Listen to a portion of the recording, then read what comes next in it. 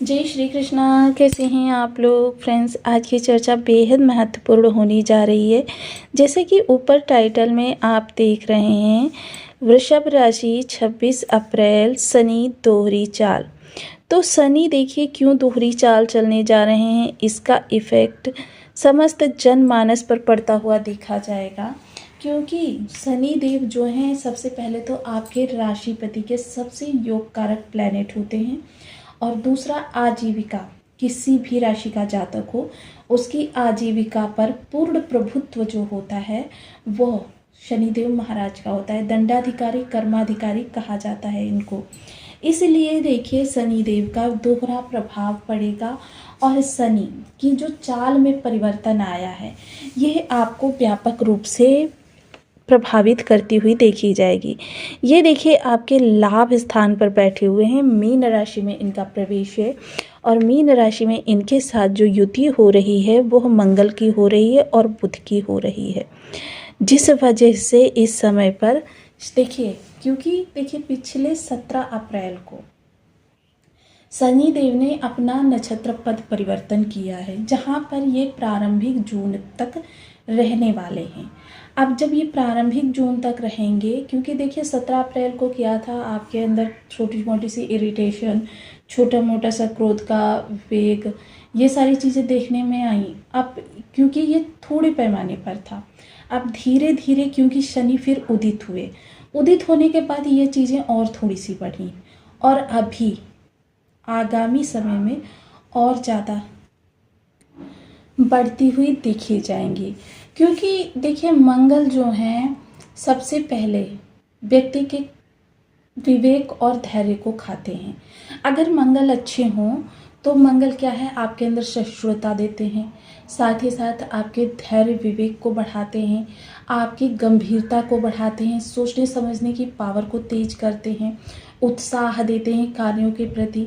लेकिन विगत 1 से 1.5 वर्ष में आपने देखा है देश दुनिया पर मंगल का प्रभाव, आक्रामक स्थितियां, जगह जगह युद्धजनक जैसी स्थितियां उत्पन्न हुई, युद्ध भी हुए, दलहन तिलहन के भाव आसमान छूने लगे, जिसका सीधा सीधा प्रभाव आम व्यक्ति पर पड़ा।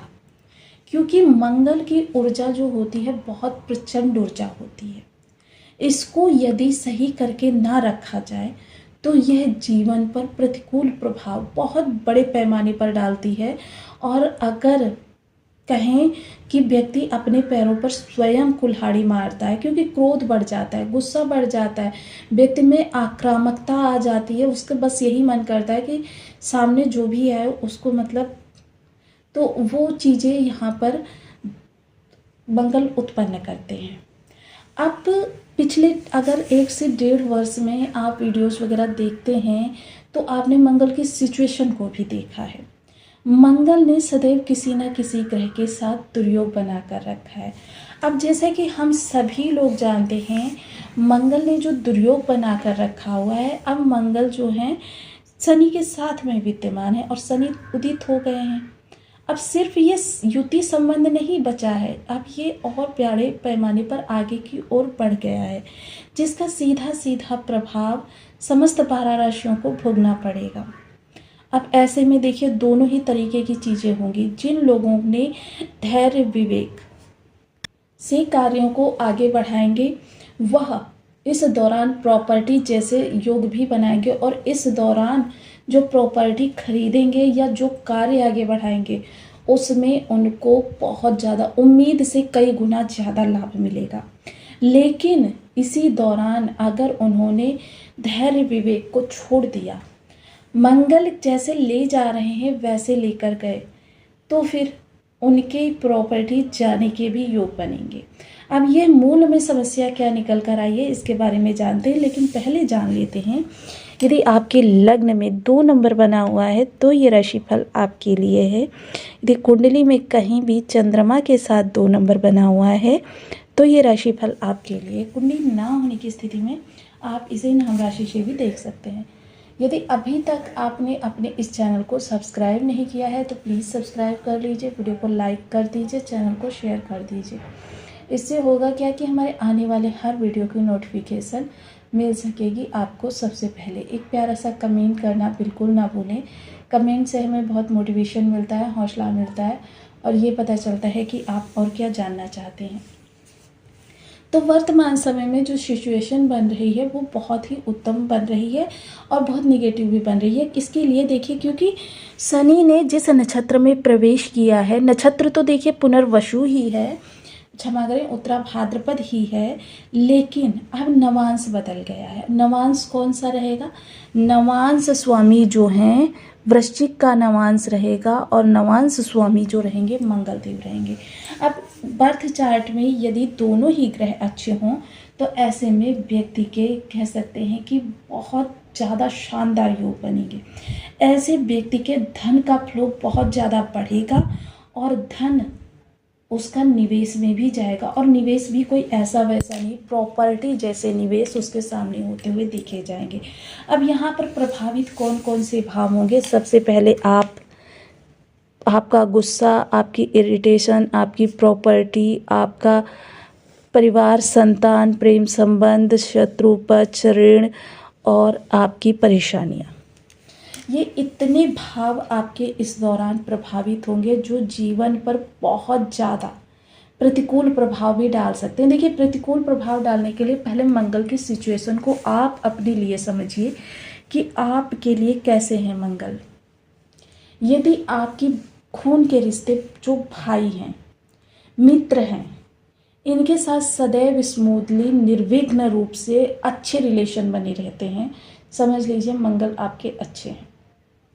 लेकिन इन लोगों के साथ आपकी समय समय पर तुनक मिजाजी चलती रहती है, छोटी छोटी सी बात पर झगड़ा करते हैं फिर मित्र बनते हैं, मतलब ये सिचुएशन होती है। बेशक आप पुनः एक हो जाते हैं, लेकिन छोटी छोटी सी बातों पर अगर क्रोध, गुस्सा, अहंकार ये चीज़ें आप शो ऑफ करते हैं तो फिर आपके लिए मंगल खराब है। इसे परिवार के अंदर किस तरीके से देखें? अगर आप पढ़ाई के पर्पज़ से, पारिवारिक कलह को बचाने के पर्पज़ से या किसी अन्य कारण से अपने परिवार से अलग रहते हैं, पत्नी बच्चों के साथ रहते हैं, या अगर विवाह नहीं हुआ फिर भी स्टडी वगैरह के लिए, जॉब के अकेजन से, किसी भी तरीके से अगर आप परिवार से अलग रहते हैं, माता पिता से, भाई बहनों से, समझ लीजिए कि ये मंगल आपके खराब हैं। क्योंकि मंगल के खराब होने से ये पारिवारिक विघटन उत्पन्न होता है, कारण जो भी बने, लेकिन पारिवारिक विघटन यानी परिवार से दूरी बनती है। अब अगर इस तरीके की सिचुएशन बन रही है तो समझ लीजिए कि आपके मंगल आपको नेगेटिव इफेक्ट दे रहे हैं। अब इसको अगर कहें तो जाहिर सी बात है, क्योंकि मंगल जो है आक्रामक ग्रह हैं, थोड़ी से भी खराब हो जाए आक्रामकता बढ़ जाती है व्यक्ति के अंदर। हाई बीपी, लो बीपी की समस्या अगर है वो भी मंगल खराब के ही लक्षण होते हैं। खून में किसी प्रकार की समस्या है, ये भी खराब मंगल के ही लक्षण होते हैं। अब ये सारी चीज़ें यदि किसी व्यक्ति के साथ हो रही हैं तो उसके प्रॉपर्टी जनित योग तो मुश्किल ही है बने, हालांकि उसके जो लॉस के योग ज़्यादा बनेंगे। वहीं देखिए, अचानक परेशानियां आएंगी सामने और परेशानियों में आपका धन व्यय भी होगा। इस दौरान रिलेशंस में बहुत धैर्य की ज़रूरत रहने वाली है। अगर आपने थोड़ी सी भी आक्रामकता, थोड़ा सा भी गुस्से का लहजा अख्तियार किया तो फिर समझ लीजिए यही सारी चीज़ें आपके जीवन को एक ऐसी दिशा में लेकर जा सकती हैं जो दिशा आपके जीवन को बिल्कुल निर्मूल कर दे। यानी कि जो समस्याएं उत्पन्न होंगी वो हो सकता है आगामी कई वर्षों में सही कर पाएँ आप इस दौरान, क्योंकि ये पूरी तरीके से विस्फोटक योग बनने जा रहा है। 30 अप्रैल वो विशेष तिथि रहेगी जब मंगल उदित हो जाएंगे, और जैसे ही मंगल उदित होंगे वैसे ही व्यापक पैमाने पर ये सारी चीज़ें हमको प्रभावित करने लगेंगी। ऐसी स्थिति में थोड़ा सा भी विवेक का ह्रास आपके जीवन को एक गलत दिशा की ओर लेकर जा सकता है। आप जिन कार्यों में प्रयास करेंगे कि मैं यहाँ से ये कार्य करके बहुत ज़्यादा लाभार्जन कर लूँगा, वही चीज़ें आपके लिए हानि का कारण बन जाएंगी, आपकी हानि को बढ़ाएंगी, आपकी परेशानियाँ बढ़ेंगी, इरिटेशन बढ़ेगा, क्रोध बढ़ेगा, गलत निर्णय लेंगे।